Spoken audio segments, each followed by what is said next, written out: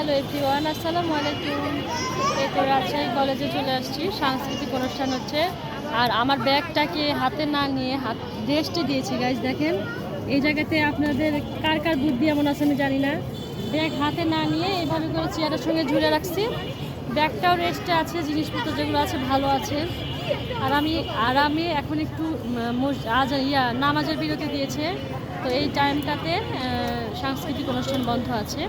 তো এরপরে এখন আসবে, অনুষ্ঠান হবে, আমরা দেখব।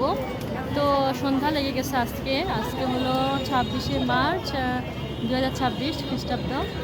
তো এখানে বসে আছি, অনুষ্ঠানগুলো দেখছি, উপভোগ করতেছি, খুব ভালো লাগছে আমার কাছে গাইস। আপনারা সবাই চলে আসেন, যারা যারা এখনও আসেন নাই আপনারা সবাই চলে আসেন, খুব ভালো লাগতেছে কিন্তু।